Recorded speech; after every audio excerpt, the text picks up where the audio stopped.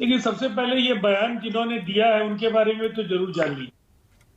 सुशील मोदी जी ने कभी कोई विकास को लेकर के बड़ा काम कभी किया नहीं, सिवाय बयानों के उनकी कोई पहचान नहीं है। और जब जिसके साथ होते हैं उनकी स्वामी भक्ति कहीं ना कहीं कई बार सीमा लांघ करके भी हो जाती है। और ये काम उन्होंने जिस समय गठबंधन में वो भारतीय जनता पार्टी का प्रतिनिधित्व तो कर रहे थे, उनकी पार्टी के कई नेताओं को भी ये शिकायत थी और एक मौके पर तो उन्होंने नरेंद्र मोदी जी के नेतृत्व को भी चुनौती दी। अब उनकी बेचैनी कैसे बढ़ी? बिहार में जब चुनाव हुए और बिहार में 2 मुख्यमंत्री बने, दुर्भाग्य से दोनों उस वर्ग को का प्रतिनिधित्व करते थे जिसकी गोलबंदी के लिए सुशील जी अपने राजनीतिक प्रभाव का उपयोग करते रहे। लेकिन जब सत्ता में हाशिए पर गए तो बस एक ही काम उनके पास बचा था कि दिल्ली दरबार में उनका दखल कैसे बढ़े, उनको फिर से दिल्ली का विश्वास और वहां का आशीर्वाद हासिल हो। और अजीबोगरीब बयान उनके आते रहे। और अभी नीतीश कुमार जी को आपने सुना कि विमान को लेकर के तो सबसे पहले सुशील जी ने ही राज्य सरकार को कहा था कि हम भाड़े पर क्यों लेते हैं, हमारा अपना विमान होना चाहिए। तो ये समझना जरूरी है, ये है राजनीति का जो विकृत चेहरा है उसके अद्भुत प्रतिनिधि सुशील जी हैं।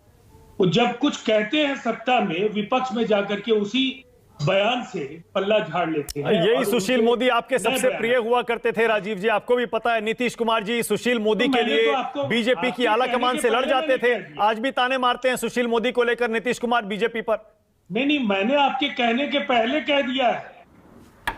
मैंने तो खुद कहा है कि वो पटना राजधानी की सीट पर 3 बार विधायक रहे हैं, लेकिन कहीं भी कोई विकास की योजना के साथ उनका नाम नहीं जुड़ा हुआ है सिवाय बयानबाजी के।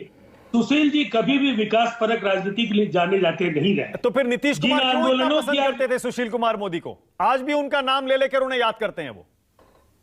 देखिए, पसंद और नापसंद से ज्यादा महत्वपूर्ण है एक व्यक्ति का चरित्र क्या है।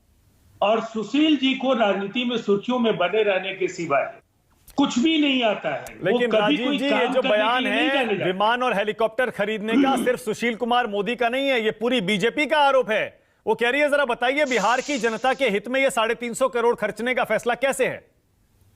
तो फिर गुजरात की सरकार से उन्हें सवाल पूछना चाहिए, उन्होंने क्यों खरीदा?